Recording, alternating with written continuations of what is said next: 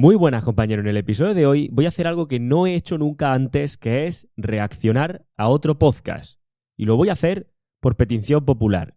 Ya sois muchos los que lo habéis pedido, los que habéis pinchado, los que habéis metido el dedo en la llaga, y ha llegado el momento. Pero antes me tengo que preparar. Así que te quiero decir algo. Yo en mi casa tengo un papelito que dice que soy graduado en Administración y Dirección de Empresas. Sin embargo, en la práctica, nada de lo que aprendí allí me sirve para gestionar mi empresa a día de hoy.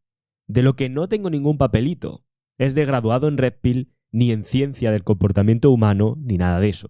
Sin embargo, después de 10 años estudiando la biología y la psicología evolutiva detrás de las relaciones entre hombres y mujeres, he podido crear un proyecto que ha ayudado a miles de hombres a tener más y mejores relaciones con las mujeres. He ayudado a solteros a conseguir una o múltiples mujeres con las que disfrutar del sexo, a casados a conseguir reavivar la llama en sus matrimonios moribundos, y a divorciados a quitarse el polvo de encima y a conseguir unos cuantos polvos nuevos. Y a otros tantos hombres de todas las edades, desde los 20 hasta los casi 70 años de edad, que han pasado por mis manos y las de mi equipo para entender mejor a las mujeres. ¿Y por qué te cuento todo esto? Porque, como te dije antes, voy a reaccionar al episodio de podcast del podcast Roca Project, donde entrevistan a una antropóloga que revela secretos de la atracción y del deseo humano. Y como te decía, esto lo hago por petición popular y, por supuesto, con el máximo respeto tanto al podcast Roca Project, al cual no conocía, por cierto, como a la antropóloga que entrevistan allí, que no me cabe duda de que es una grandísima persona. Vale, te pongo en contexto. El otro día me enviaron en masa un episodio donde esta experta hablaba sobre la atracción. Me lo enviaron todos diciéndome lo mismo. Dani, esto es súper interesante, Dani debería hablar de esto, Dani, ¿has escuchado esto? Una mujer que habla de Red Pill. Pero, como siempre que escucho las palabras mujer y Red Pill en la misma frase, acaba siendo la típica estrategia de siempre.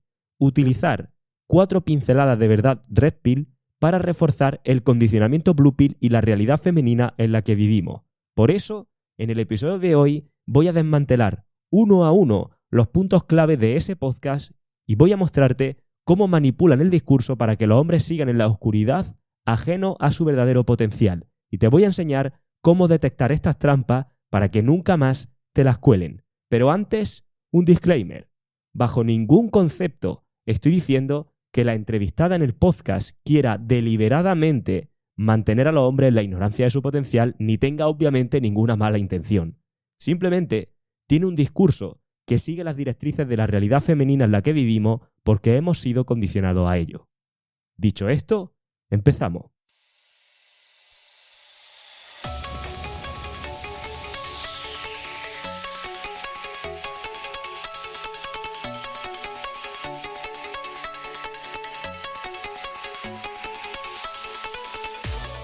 Muy buenas, compañero. Bienvenido a radiohombrealfa.top, tu canal de podcast sobre seducción, dinámicas sociales y Red Pill más completo de habla hispana. Bien, antes de entrar te recuerdo 2 cosas. La primera, que estoy preparando un bonus en formato minicurso para todos aquellos alumnos que entren al curso de Tinder Revolution antes del 16 de marzo. Debajo de este podcast tiene un enlace con toda la información al curso. Domingo 16 de marzo, si estás dentro, te llevas ese minicurso de regalo y a partir del domingo 16 de marzo el precio del curso sube de precio, valga la redundancia. Recuerda también que en breve voy a liarla bastante por la comunidad de email y te interesará estar dentro. Entrar a esta comunidad es gratuita y lo puedes hacer desde el enlace que te dejo debajo de este podcast. Dicho esto, comenzamos. Bien, como te decía, el otro día varios seguidores y alumnos me enviaron masivamente un enlace a un podcast donde una antropóloga y experta en comportamiento humano y neurociencia revelaba los secretos de la atracción humana. Como suele ocurrir siempre en estos casos, en este episodio, concretamente, se utilizan 3 o 4 pinceladas Red Pill específicamente seleccionadas para reforzar el condicionamiento Blue Pill y la realidad femenina en la que vivimos. Dicho de otra forma, cogemos la parte que nos interesa y la interpretamos como nos interesa para que tú, como hombre, sigas igual de perdido en tus relaciones y acabes siendo un mero peón que lo único que hace es reforzar una y otra vez esta realidad femenina actual en la que vivimos. Lo poquito Red Pill que se menciona en este episodio es que se menciona de pasada los estudios que determinan que las mujeres en su fase ovulatoria o fase fértil de su ciclo menstrual son más propensas a ser infieles o a salir por ahí. el peso que tiene en una mujer de cara a una relación a largo plazo un alto número de parejas sexuales con las que haya estado. Que al final somos animales y por ende estamos muy condicionados por nuestros impulsos animales, valga la redundancia. Estas son más o menos las pinceladas Red Pill que se mencionan, pero poco más. El resto del episodio es coger una parte de la historia, en este caso de la ciencia, y darle la interpretación más conveniente para reforzar la realidad femenina y el condicionamiento en el que vivimos. Y me explico. Concretamente hay 4 o 5 aspectos en los que se centra el podcast que vamos a analizar bajo un prisma Red Pill para desmantelar el condicionamiento al que me refiero y para que lo veas totalmente claro. Por tanto, vamos a empezar por el plato fuerte, que desde la Red Pill tanto nos gusta. El cómo las mujeres afrontan su caída en el valor de mercado sexual cuando pasan los 30 años. La antropóloga en este episodio usa la ciencia, entre comillas, o la parte de la ciencia que le interesa para reforzar la imagen de pureza ahora que tiene más de 30 años. ¿Cómo? ¿Cómo hace esto? Si te fijas, y si has escuchado ese podcast, si no te recomiendo que lo escuches, hay una parte donde la entrevistada literalmente dice: si volviera atrás, me mantendría célibe hasta el matrimonio. Me sobran todos los polvos de antes de los 30. Y lo dice así, textualmente. Y lo curioso es que sean todos los polvos de justo antes de los 30 y no antes de cualquier otro número, de los 30. ¿Qué tendrá la treintena que tanto aterra a las mujeres? Pues bien, esto es algo muy común en mujeres cuando pasan los 30 y especialmente en aquellas que han tenido pasados muy sexuales. Y me refiero al hecho, a la tendencia que tienen las mujeres cuando pasan esa edad de buscar como sea un cabeza de turco que las expíe de todo lo ocurrido antes en su amplio pasado sexual, como si ellas no hubieran sido conscientes de aquello. De forma que ahora pueden venderse como una mejor opción en el mercado ahora que no tienen tanta capacidad de maniobra para atraer tantas opciones como tenían en su juventud.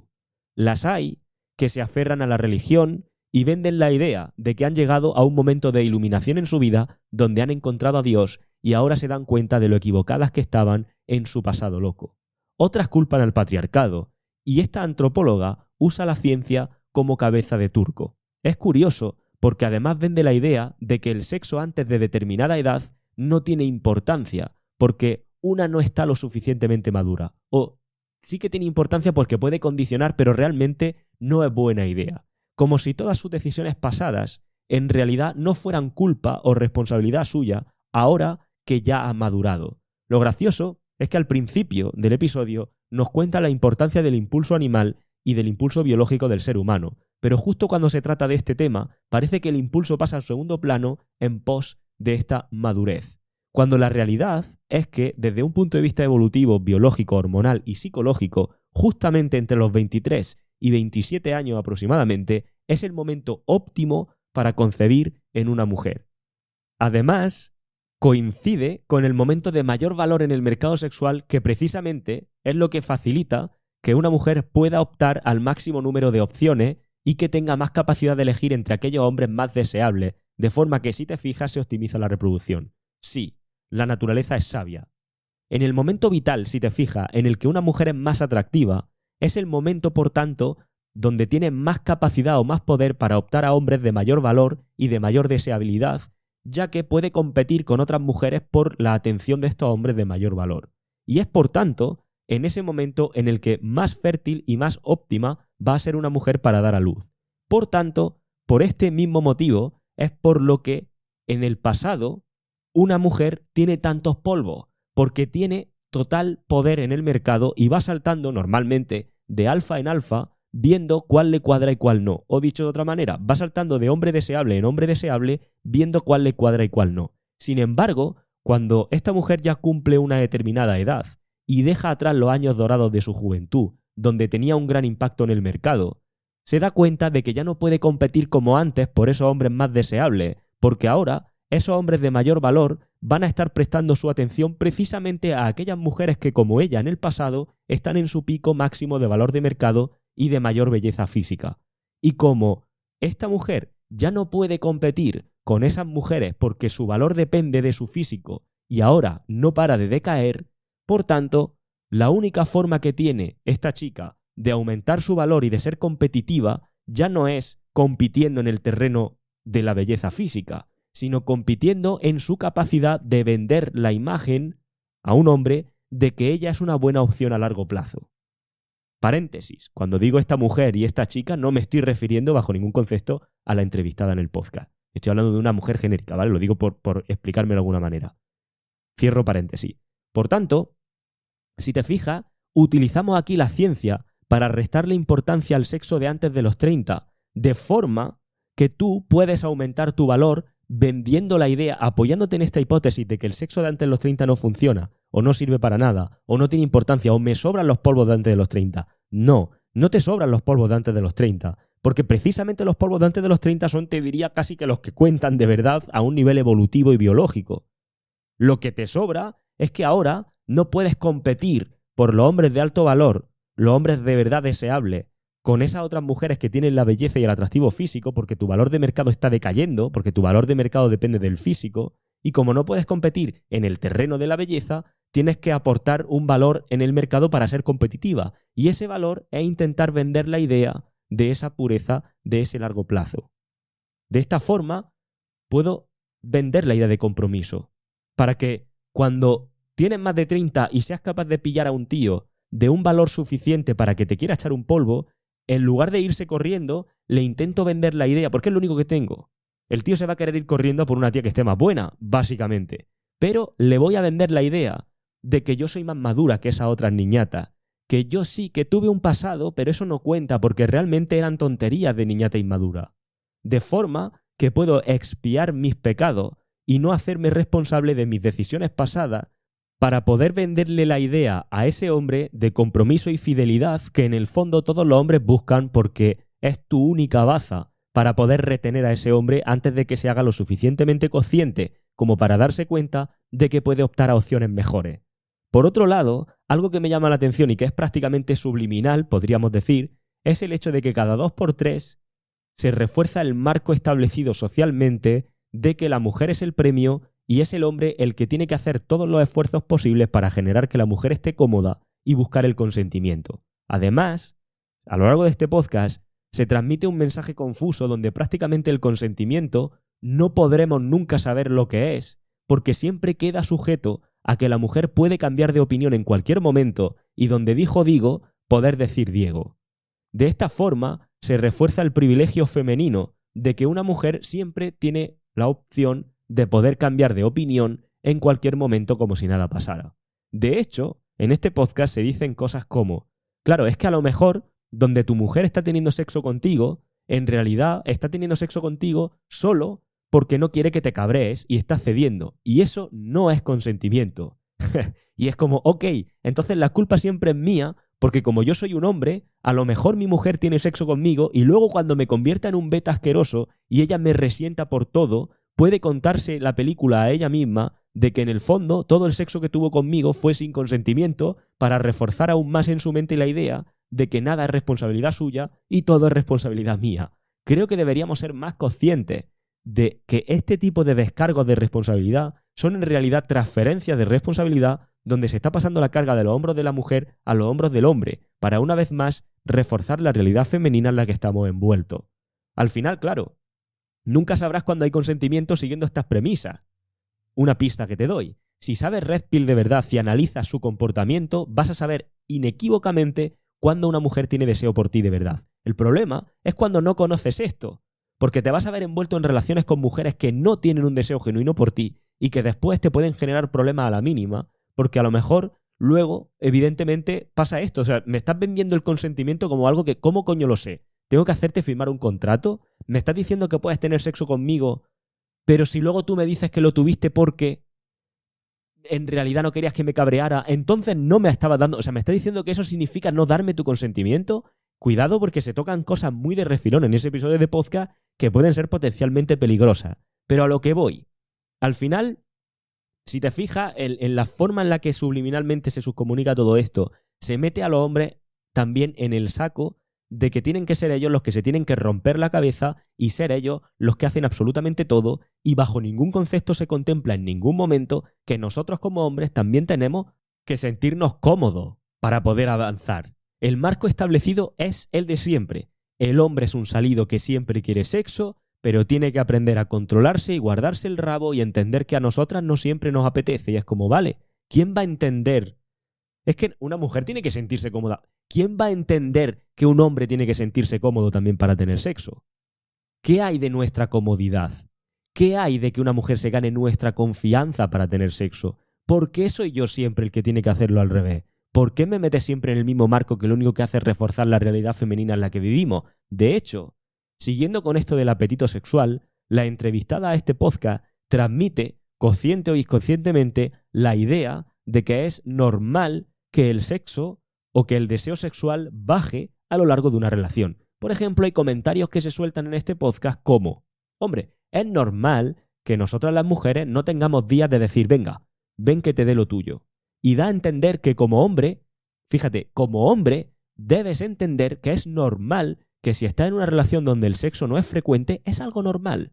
Que hay factores más allá del sexo, como el amor, etcétera, etcétera. Y es muy curioso cómo, una vez más, lo que importa en una relación siempre es aquello que resulta más conveniente para una mujer. Me explico. Para un hombre, evolutiva y biológicamente, el sexo es un factor fundamental. Sin embargo, la idea que subyace de fondo es algo así como: yo ya tuve mi sexo cuando era joven e inmadura. Ahora me he dado cuenta que hay otras cosas más valiosas como el amor y los sentimientos y la conexión. Bueno, spoiler, me he dado cuenta de esto porque como ahora ya soy más mayor, ya no tengo la misma capacidad en el mercado de poder competir por los hombres más altamente deseables, y si quiero capturar a uno de ellos, le tengo que vender la milonga de que ahora soy madura y de que valoro otras cosas como el compromiso o no sé qué. X. Por tanto, tú como hombre debes de entender que en una relación el sexo no es lo principal, sino que también hay otros factores que son justo los que a mí me convienen que sean. Otros factores que son justo los que a mí me interesan. Y nunca son los que al hombre puede interesarle. Siempre soy yo como hombre el que debe adaptarse a tu marco y a tu realidad y a la realidad femenina en la que vivimos.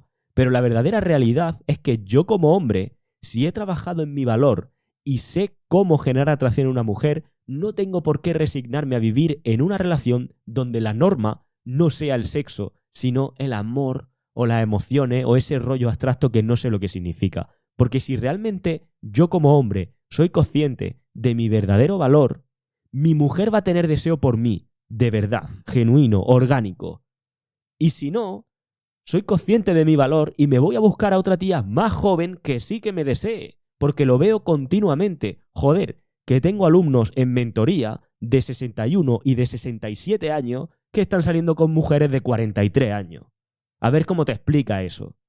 Y sin ir más lejos, el otro día hacía una consulta privada con un hombre de 46, si no recuerdo mal, que hasta hace poco había estado tonteando o saliendo con una chica de 23. Pero esto es lo innombrable, esto no se puede saber, porque no podemos permitir que los hombres se hagan conscientes de su verdadero valor. Y es mejor hacerles creer que buscar solo sexo es inmoral, que una relación son otra serie de factores, y venderle la pantomima de que el sexo que yo como mujer tuve en el pasado, que por cierto jamás tendré con mi marido beta, fue cosa de un desliz inmaduro, que ahora estoy en una etapa donde se prioriza el amor y por tanto tú tienes que priorizar los mismos factores que yo.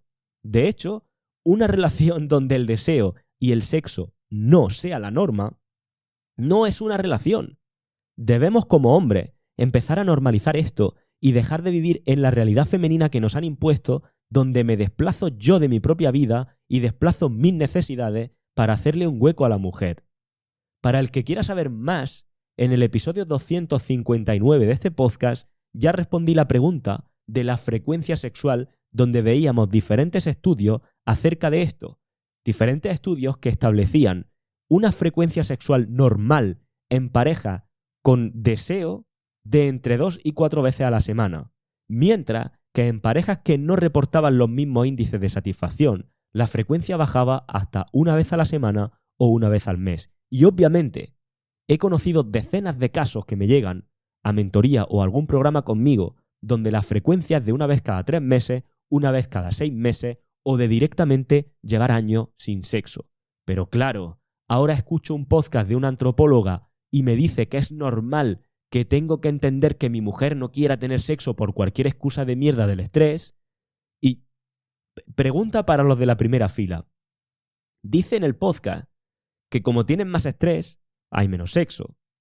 De hecho, la excusa de tengo estrés estoy cansada, me duele la cabeza, es la más usada para dejarte a dos velas normalmente. Y yo me pregunto siempre lo mismo. ¿Qué pasa, tío? Que los primeros meses o incluso años donde parecíais conejos tú y tu ahora novia o mujer, ¿es que ella jamás sintió estrés ni cansancio? ¿Qué casualidad? Que justo cuando te estás comportando con ella como un hombre de bajo valor, que es cuando, por cierto, no le despierta atracción ninguna, justo es cuando de repente está cansada y tiene estrés. Y que mientras tú estabas en tu centro como hombre, durante esos meses o a veces años de locura sexual con ella, pese a que estuviera cansada o con estrés, siempre deseaba tener un revolcón contigo. ¿Qué ha pasado? ¿Qué pasa? ¿Que el estrés surge? Como me tiro 8 meses con mi novia, vamos, con sexo a mansalva, y esos 8 meses que no existe el estrés, no existe el cansancio. O sea, me refiero, pongo esto porque al final no deja de ser una excusa. Obviamente tu mujer no te debe sexo. Faltaría más. Faltaría más. Pero no deja de ser una excusa para que tú te pienses, ah, bueno, vale. No, tío, si no tiene sexo contigo es porque no eres un tío atractivo. Pero puedes aprender a ser atractivo, que es lo que no te dicen. Al final es reforzar la misma mentira una y otra vez para que vivas una relación donde estás dando tu vida por una causa perdida y que seas feliz en tu patética ignorancia sin darte cuenta de que podrías aspirar a más si en lugar de tener los huevos en el bolso de tu mujer junto a su pintalabio, los tuviera donde los tienes que tener puestos. Por tanto, la conclusión de esta parte del deseo unida a la del primer punto que vimos antes de la edad es justamente, si te fijas, el típico discurso femenino de en el pasado fui súper sexual. De hecho, la propia entrevistada reconoce haber trabajado de gogó o montado una empresa del tipo, no lo sé. Pero eso no cuenta, porque no sabía lo que hacía y no era madura. No es mi culpa, ¿eh? No es mi culpa, es que yo no sabía, eso no cuenta, eso bórralo, bórralo. Lo delante de los 30, bórralo. Sin embargo, ahora estoy en una relación con el típico beta que es un buen partido, pero es que es tan bueno que es tonto el pobre. Y no me despierta el mismo deseo sexual que mis amantes del pasado me despertaban. Pero el pobrecito quiere tener sexo como todos los hombres. Así que le voy a vender la milonga de que es normal que no tengamos tanto sexo, porque no todo es sexo, porque en realidad lo importante es el amor, o porque estoy cansada y estresado, porque vete tú a saber, cuando la realidad es que el motivo por el que no tengo tanto sexo es porque el tío es demasiado buen partido y no me pone como los tíos de mi pasado. Punto. Acuérdate del caso de Kaká, era demasiado perfecto y por eso lo dejé. El caso de Laura Escanes, era todo demasiado familia feliz y eso me apagó. O sea, es que tenemos casos de sobra de todo esto. Morata, escúchate la entrevista de la novia de Morata de Alice Campello cuando... O sea, me refiero, tenemos muchos casos. Y al final es como, la realidad es que el motivo por el que no tengo tanto sexo es porque el tío es demasiado buen partido y no me pone como los tíos de mi pasado. Pero como ahora yo estoy ya con una edad y en una situación donde tampoco puedo competir en el mercado para optar a uno de esos hombres que de verdad me volvían loca y a los que de verdad les quería hacer de todo, pues tengo que jugar las cartas de hacerle creer al imbécil este que si no tengo sexo no es porque no me ponga cachonda. Mientras tanto, el pobre de mi vida trabaja como una mula de carga perdiendo la cabeza por mí, ignorante de que podría optar a otras cosas muchísimo mejores. Y luego, obviamente, el chascarrillo típico entre mujeres de los hombres es que sois muy tontos. Es que tienen toda la razón. Pero no solo esto, porque otra de las cosas que dice en el podcast es que con la idea de que la forma de sentir atracción de una mujer no es tan directa como la del hombre, que lo venden por ahí, que es cierto, la forma de sentir atracción de una mujer no es tan directa como la del hombre. Pero claro, se basan en esa premisa para establecernos la idea de que hay que construir el amor. Dice, oye, como las mujeres no sienten la atracción de manera tan directa como el hombre, hay que construir el amor. Obviamente, como siempre, y como bien dicta la realidad femenina en la que vivimos, hay que construir el amor, pero siempre es el hombre el que tiene que construirlo. De hecho, lo deja bien claro, que dice que hay que dar abrazos, hay que dar pequeñas muestras de cariño continuas para tú poder predisponer a tu mujer al sexo. Sí, claro. Sobre todo en el contexto de una relación. Todavía habrá algún pobre diablo que piense que esa es la forma de despertar deseo en su matrimonio muerto. Si alguien piensa eso, por favor, que revise los apuntes de cómo el chico en la discoteca se la lleva al baño del pub para uno rapidito, sin tener que tirarse 3 días dando abrazos ni cariñitos ni hostias. A veces es que hace hasta gracia, pero obviamente todo esto refuerza el marco de que la mujer es el premio y con ello se refuerza la realidad femenina de que el hombre siempre es el que tiene que luchar por la relación, construir el amor, olvidarse de que el sexo es lo importante, faltaría más, etc, etc, etc. Siempre siendo tú el que debe adaptarse a los tiempos de ella.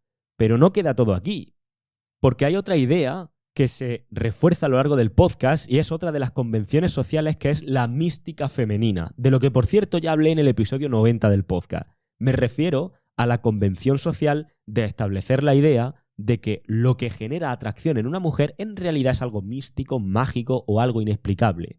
De esta forma se establece el marco de que no deben ni siquiera molestarte en intentar entender a las mujeres, porque no hay ni quien las entienda. Y de esta forma, obviamente, mantienen su poder al quedar como indescifrables.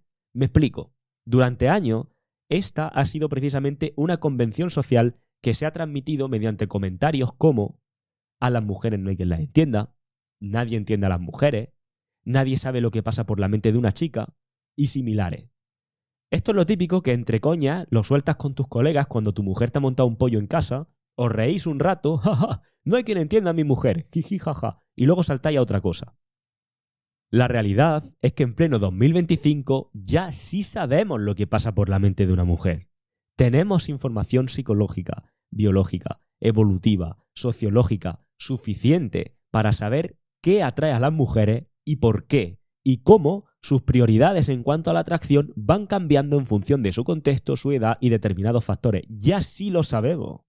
Pero, obviamente, esto atenta con los intereses de la realidad femenina dominante, porque si los hombres pueden aprender qué atrae a las mujeres y por qué, eso significa que hombres menos óptimos podrían hacerse pasar por candidatos óptimos y colarse como falsos positivos por los filtros de la hipergamia femenina. Para los del fondo de la clase, la hipergamia femenina es la estrategia reproductiva femenina. Hablo más de esto en profundidad en el episodio 1 y en el episodio 221. Esta estrategia es la que evolutiva y biológicamente dicta cómo y por qué las mujeres eligen relacionarse con los hombres a un nivel íntimo. Cuando analizas las particularidades de esta estrategia reproductiva o hipergamia y tienes en cuenta el altísimo coste reproductivo a nivel evolutivo que tiene para las mujeres elegir bien, te das cuenta de que lo más aterrador para una mujer a nivel evolutivo y biológico es justamente no elegir bien en quién depositar sus esfuerzos reproductivos. Por tanto, no interesa que se sepa descifrar lo que las atrae. Biológicamente y evolutivamente, los hombres siempre intentan falsear los indicadores que disparan la atracción en las mujeres precisamente para pasar esos filtros. Y biológicamente y evolutivamente las mujeres desarrollan siempre formas de endurecer esos filtros para no dejar pasar a un candidato menos óptimo de lo normal. Una de estas formas de endurecer los filtros es precisamente a través de las convenciones sociales o normas no escritas, que socialmente se perpetúan para influir en el comportamiento, en este caso de los hombres, para que modifiquen su conducta. Por ejemplo, hacerte creer en el mito de las ligas y que los hombres piensen que determinadas mujeres, solo por su atractivo físico, están fuera de su liga, es una convención social que justamente hace de prefiltro. Porque, como expliqué en el episodio 294, los hombres que creen en las ligas creen que existen niveles rígidos preestablecidos y, por tanto, ellos se van a descartar antes ni siquiera de que ella tenga que molestarse en filtrarlo. Por tanto, esos que se descartan de antemano ya son potenciales falsos positivos que se podrían haber colado, que gracias a la convención social no se cuelan porque ellos mismos se prefiltran. ¿Me explico? Y pasa lo mismo con otra convención social, de la que próximamente haré un episodio de podcast, que es la convención social del sé tú mismo. Cuando te refuerzan que seas tú mismo y que cualquier cosa que hagas para cambiar tus resultados con las mujeres es dejar de ser tú mismo, y por tanto, algo oscuro, sucio y manipulativo, justamente es por el mismo motivo. Si tú eres un hombre poco deseable para las mujeres y aprendes a ser deseable, estás aumentando el riesgo de ella de que sus filtros pasen una opción subóptima como una opción óptima. Por tanto, interesa disuadirte y que pienses que mejor seas tú mismo y no intentes cambiar nada para que de esa forma puedan etiquetarte correctamente. Pues bien, con la mística femenina y el hacerte ver o el hacerte creer que las mujeres son indescifrables y nadie las entiende, es otra convención social para lo mismo, porque si ni siquiera te molesta en entender cómo funciona, porque piensas que es imposible de saber, perfecto, los que no lo pillan, los que no pillan cómo funcionan, automáticamente están descartados. Y no hay riesgo de que alguien que no pille cómo funciona el juego, de un primer momento, aprenda a pillarlo y se cuele siendo una opción menos óptima de la cuenta. ¿Se me entiende lo que estoy explicando? Bien. Pues en el caso del podcast, la entrevistada le da excesiva importancia a todo lo químico que es ajeno a nuestro control y prácticamente transmite la idea de que la atracción con una mujer es casi algo predestinado o que es una conexión que surge o no surge en función de factores externos ajenos a nuestro control. En este caso no lo llama destino, sino feromona, diferencia en el sistema inmunitario y concretamente habla de la histocompatibilidad, que por cierto es otra de las cosas de las que ya hablé en el episodio 273 de este podcast. Pero hagamos un repaso rápido. En el podcast la chica básicamente reduce la atracción a: primero le entras por el ojo, después os oléis, entre comillas, a través de esas feromonas químicas que son las que indican cómo de histocompatibles sois o no sois. Básicamente, a más diferencias tengas en tu sistema inmunitario con el sistema inmunitario de esa chica, más conexión química habrá. O dicho en otras palabras, a más diferencia en el sistema inmunitario, más te pone esa tía. Y a más similitudes, menos te pone esa tía, o menos le pones tú, o más le pones tú. Aquí hay varias cosas que tenemos que tener en cuenta, porque no hace tanto también vi en otro podcast donde un gurú de la seducción hablaba de esto. Así que a ver, vamos a sacar la pizarra de la Red Pill del Tito Dani. Los estudios más famosos sobre este tema provienen del experimento, que se llamaba así, de las camisetas sudadas en 1995, que es justo el que analizo en profundidad en el episodio 273. Pero para resumir este experimento, se pidió a hombres que usaran camisetas durante varias noches sin perfume ni desodorante y luego se les dio las camisetas a las mujeres para que las olieran y calificaran el atractivo de los hombres en función del olor. Las mujeres, los resultados que sostuvieron es que las mujeres tendieron a preferir el olor de los hombres con un MHC, que es como se llama al complejo mayor de histocompatibilidad, diferente al suyo. Y de ahí se dedujo esto. A más diferente es el sistema inmunitario, más atracción, y tiene mucho sentido porque a un nivel evolutivo se interesa, digamos, que haya esta diversidad y que el sistema inmunitario de la descendencia sea lo más completo posible. Sin embargo, en ciertas narrativas pseudocientíficas y en ciertas divulgaciones mainstream se ha exagerado el papel de este factor, porque hay varios motivos a tener en cuenta. Primero, que el MHC o la histocompatibilidad es solo una pieza del rompecabezas. La atracción también depende de otros factores biológicos. De hecho, si bien la histocompatibilidad influye en la atracción, está muy por debajo de otros factores más fuertes en la selección de la pareja.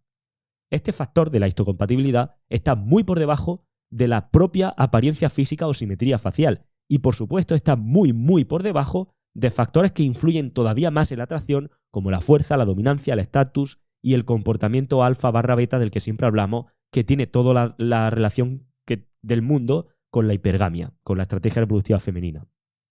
Es más, si el MHC o la histocompatibilidad fuera un factor clave, no existiría la estrategia reproductiva femenina. De hecho, no habría tantas rupturas ni cambios en la atracción de la mujer dependiendo del comportamiento masculino. Por poner un ejemplo más, no creo yo que si le pones delante a un tío, a Ana de Armas, a Margot Robbie o a Mia Khalifa en sus tiempos de cuando tenían 24 o 26 años, dudo mucho que haya ningún tío o que haya algún tío en el planeta Tierra que diga que no les resulta atractiva a estas mujeres porque el factor MHC es muy similar. Incluso aunque no sepa lo del factor MHC, dudo que haya ningún hombre en el planeta que no le resulten atractivas al menos una de esas tres chicas que he dicho, están retrotrayéndolas a su época de los 24, 26, 27 años si quiere. Obviamente, tiene un sentido evolutivo este factor, pero para nada es un factor determinante y por supuesto hay otros factores que determinan más estrictamente cómo funciona la atracción en el ser humano, como por ejemplo la estrategia reproductiva. Al final, la entrevistada reduce la atracción a algo químico, cuando en realidad tiene mucho más peso. Por ejemplo, en el caso de una mujer, el hecho de que ella esté físicamente con las proporciones adecuadas y en la etapa máxima de fertilidad va a ser un factor mucho más importante de cara a que un hombre sienta deseo por ella. Pero, al final, es todo el rato vender la imagen de que las mujeres son indescifrables, lo cual le encanta a la realidad femenina en la que vivimos. Más de esto, por cierto, de la realidad femenina en el episodio 291. Y le encanta porque deja a los hombres en el marco de tener que romperse los tarros cada vez que piensan en una mujer, posicionando de esta forma a la mujer en el centro de su mente y de sus vidas. Además de que las mujeres se aseguran de que no se les cuelan falsos positivos de hombres menos deseables que se hacen pasar por hombres más deseables sabiendo cómo hacerlo. Pero es que además, en ningún momento la entrevistada menciona la parte comportamental y cómo el comportamiento, más allá de la parte química, es un estímulo para la estrategia reproductiva femenina. Además, no habla tampoco de la hipergamia, que es lo que dicta cómo las mujeres seleccionan pareja tanto a corto como a largo plazo, etc. De nuevo, se refuerza una y otra vez la convención social de que todo es místico, que todo está de alguna u otra forma predestinado, en este caso no por gracia divina, sino por química. Lo cual no solamente refuerza esto que estoy diciendo, sino que aún refuerza más la posible monitis o dependencia emocional que un hombre puede tender a desarrollar por una mujer que considere la ideal para él, porque al final es como, es que claro, es que en realidad no hay muchas mujeres con las que yo sea compatible. Vale, ok. ¿Qué os parece? A todos aquellos, por cierto, que me recomendasteis que escuchara este episodio de podcast porque era muy Red Pill, que sepáis que estáis suspensos en el examen final de Red Pill si no habéis sabido ver ninguna de las convenciones sociales y del condicionamiento Blue Pill que os han colado por la escuadra, ¿vale? Así que bueno, cuando luego alguno dice, no, si yo la teoría la entiendo, ¿estás seguro? En fin, todavía no he terminado. Me queda el punto que justo más me ha tocado la fibra y es que literalmente la entrevistada dice en el podcast que, atento y cógete a la silla, dice, desde un punto de vista antropológico, eres más y mejor hombre cuanto más controlas tu impulso y por tanto eres más y mejor hombre cuando en lugar de acostarte con muchas mujeres decides controlarte y serle fiel a una mujer, porque de lo contrario serías un niño que no es capaz de controlarse. Bueno, aquí hay mucha tela que cortar. Primero, la convención social otra vez de que un hombre que optimice su estrategia reproductiva masculina es un niñato. Que por cierto, para el que no lo sepa, nuestra forma de optimizar la estrategia reproductiva por excelencia, en el caso de los hombres, es acceso ilimitado a sexo ilimitado. Por eso, cuando de adolescente te metías en páginas con vídeos para adultos, siempre habría 10 o 15 pestañas de 10 o 15 vídeos distintos, aunque al final no duraran ni para el primero. Pero ese ansia de querer ver todo es justamente nuestra estrategia en su esplendor. Y por eso, el contenido no por, entre comillas, es algo tan preocupante para los hombres hoy en día, porque toca justamente esa fibra. Al final, fíjate, eres mejor hombre cuanto más sirvas a la estrategia reproductiva femenina, cuando más se requiere. Y te explico esto, porque esto es lo mismo de siempre. Al final, hacerte pensar que el tener sexo con muchas es malo y que lo que debes hacer es controlarte y estar con una. Pero lo que muy pocos se dan cuenta es que lo que estás consiguiendo pensando así y tragándote esta convención social es justamente reforzar la realidad femenina. Porque al final, cuando lo mezclas todo junto de lo que llevamos hablando esta última media hora de podcast, va a llegar una tía que ha vivido la vida loca a los 24, te va a vender el cuento de que su pasado no cuenta, porque ahora es cuando realmente es madura, porque a lo mejor ahora ya tiene 32 o 33 años y su valor de mercado está en caída libre. Y tú, que tendrás también 32 años y tu valor de mercado está en plena subida, te mantienen ignorante de ese factor. Te mantienen ignorante de que un hombre entre los 32 y 35 o 36 está en su máximo pico de valor de mercado y te impiden capitalizarlo de la misma forma que ella lo capitalizó cuando tenía 24. Te impiden capitalizarlo haciéndote creer que lo correcto es quedarte con esa tía y encima asumir que si no tienes sexo es normal, porque no todo es sexo, sino que también está el amor y las demás mierdas emocionales que de nuevo son factores femeninos. Y al final te ves con el mayor valor que has tenido nunca con 30 y pico años, siendo capaz de poder ligar con chicas desde los 21 hasta los 38, porque además, si te lo has currado bien, tienes estabilidad económica, tienes un buen físico, tienes una situación óptima para ser el hombre que lo tiene todo. Pero lo que te digo, te ves en esa situación de mayor valor que has tenido nunca, teniendo que invertir todo ese potencial en una tía de 30 y tanto que viene de vuelta y media, que jamás va a tener contigo ese sexo loco que tuvo en su pasado, con los que de verdad la ponían a 100, pero que te va a vender la cantinela de que ahora ella es más madura y se ha dado cuenta de que no todo es sexo. Y te van a hacer creer que tu impulso de querer tener sexo o de buscarte mujeres más jóvenes es de niñato inseguro y superficial y que lo correcto es quedarte con ella. O sea, es decir, te das cuenta de hasta dónde llega la madriguera del conejo, tío. Y encima te lo vende una antropóloga experta con 4 pinceladas científicas que te meten de primeras para dilatarte bien y una vez que estás totalmente dilatado, ¡pum!, te la meten hasta el fondo como jamás te la han metido, reforzándote absolutamente todas las convenciones sociales habidas y por haber. Decir que desde un punto de vista antropológico el hombre es más hombre cuando en lugar de estar con muchas está con una, controlando su impulso, es hacer retorcerse a Darwin en su propia tumba. Lo primero es que a la naturaleza le importa una mierda tu moral de lo que es correcto o incorrecto. Lo que importa es que el coste reproductivo para ti como hombre es una célula reproductiva o espermatozoide y produces millones. Por tanto, lo que más sentido tiene es que vayas como una metralleta y por eso, hormonal, psicológica, biológica y evolutivamente estás programado para ello. El problema es que ellas tienen un coste reproductivo mayor porque solo producen una célula reproductiva al mes y tienen que elegir bien con el agravante de que cuando tienen cierta edad ya no pueden optar a las mejores opciones.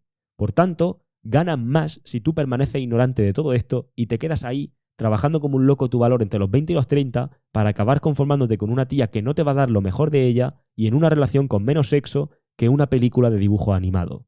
Obviamente, no es de extrañar que la mujer entrevistada en este podcast tenga unos fuertes valores cristianos con todo esto que dice, ¿no? Se deja entrever, digamos, como ciertas tendencias. De hecho, una pregunta que le hace. Pero la gravedad de esto es que se utilizan, y esto ocurre en muchas cosas. Como digo, ella no es que deliberadamente quiera hacerte creer esto. Ella es que lo cree así y te lo transmite. Pero como muchos otros lo hemos creído muchas veces, transmitiendo y reforzando la realidad femenina hasta que por fin te das cuenta un día y sales de lo que entre comillas llamamos esa Matrix. Pero como digo, la gravedad y lo que ocurre en muchos contenidos de este tipo es que se utilizan 4 pinceladas de ciencia para reforzar condicionamiento blue pill y para reforzar una realidad femenina que al final reduce a los hombres a meros siervos de la estrategia reproductiva femenina y a tener que aceptar cualquier condición. Y esto es lo fuerte, porque este tipo de contenidos son purple pill, nunca lo pronuncio bien, pero es píldora morada, pinceladas red pill mezcladas con toneladas de condicionamiento blue pill. Y los hombres que están en su proceso de ser conscientes de hasta qué punto tienen valor en el mercado sexual, cuando escuchan esto, desvían su atención para, en lugar de escapar de la realidad femenina imperante, volver a la Matrix y seguir siendo una batería para la hipergamia. Dicho así, batería para la hipergamia, siervos de la estrategia reproductiva, suena mucho a la típica parafernalia, esta MGTOW que te venden, de que parece como que las mujeres nos tienen con un látigo pegándonos latigazos en la espalda. No es así. Ya hice un episodio de podcast que creo que fue, si no recuerdo mal, justo el anterior a este, el episodio 298, donde explico un poco cómo hemos llegado a una situación donde vivimos en esta realidad femenina y cómo no tiene nada que ver con una conspiración y una historia de esta. Así que repito, como digo, no es que ella lo haga deliberadamente, obviamente, no tengo nada en contra de esta mujer, me parece una bellísima persona, no tengo nada en contra del podcast donde la entrevistan, de hecho no lo conocía y me parece bastante guay. O sea, está perfecto. Lo único es que me parece curioso como caso de estudio poder analizar cómo en el discurso de intentar venderte algo científico te están metiendo un montón de condicionamiento y de creencias blue pill. Porque es que es así, o sea, es decir, tú te puedes estudiar la carrera de psicología, te puedes estudiar la carrera de sociología, te puedes estudiar lo que quieras, pero precisamente por lo que explicaba en el episodio 298, al final toda la cultura, toda la educación, todo lo que tenemos a día de hoy está impregnado de esa falsa creencia de que hombres y mujeres somos iguales y de que todo es un constructo social. Y eso es lo que, si te fijas, está en todo esto. Al final lo que tratan de hacer es hacernos ver que los hombres somos iguales que las mujeres, que la forma por defecto correcta de comportarse es la femenina y por tanto los hombres son los que lo están haciendo mal y deben adaptarse a los tiempos de ella. Claro, cuando tú tienes el máximo valor de mercado sexual, cuando tienes 30 y tanto, que no es cuando ella tiene el máximo valor de mercado sexual, que es cuando ella tiene 20 y poco, al final, ¿quién se tiene que adaptar a los tiempos de quién? Te hacen creer que tú te tienes que adaptar a los tiempos de ella. Cuando al final tú buscas sexo, por ejemplo, en lugar de darte cuenta que si no lo estás teniendo donde lo quieres tener, por así decirlo, a lo mejor tienes el potencial de poder hacer otra cosa con tu vida, te hacen creer que es lo normal, te lo normalizan todo, y es que lo veo continuamente. Hombres que me llegan a mentoría, a formaciones, que piensan que a lo mejor, porque son tíos que a lo mejor que saben ligar, que se desenvuelven bien con las mujeres, pero una cosa es que te desenvuelvas bien con las mujeres, y otra cosa muy distinta es que sepas determinar cómo se genera atracción, cómo no se genera, cómo se pierde, cómo se gana y cuáles son todas estas dinámicas que ocurren a lo largo de una relación que al final te acaban metiendo y volviendo a tenerte dando vueltas en este ciclo infinito. Así que, como digo, todos aquellos que me han recomendado este episodio porque como habían escuchado a una mujer decir que la promiscuidad es mala, entonces era contenido Red Pill del bueno, estáis suspensos. No tenéis ni idea de Red Pill. Pero por suerte, tenéis más de 290 episodios de podcast a vuestra disposición aquí para poder empezar a poneros al día. Así que bueno, espero que este episodio te haya aportado valor. Como digo, máximo respeto al proyecto Roca o Rogers Project o como se llame eso del podcast de este tío. Máximo respeto también a la chica que entrevistan. Todo está bien. Simplemente sirve como caso de estudio para analizar este tipo de convenciones. Como digo, te recuerdo 2 cosas antes de irme, y es que estoy preparando un bonus especial en formato minicurso para todos aquellos que entren al curso de Tinder Revolution antes del domingo 16 de marzo. ¿Vale? Si entras antes del domingo 16 te lleva un minicurso de regalo, fecha, por cierto, en la que el curso también sube de precio. Debajo tiene un enlace con la información al curso. Recuerda también que en breve voy a liarla bastante por la comunidad de email y te va a interesar estar dentro. De hecho, si te gusta todo este tipo de información que comparto por aquí, la que comparto por dentro te gustará más todavía. Tienes un enlace abajo de este podcast, haz clic ahí y te veo por la comunidad. Ahora sí, un fuerte abrazo y nos vemos en la próxima.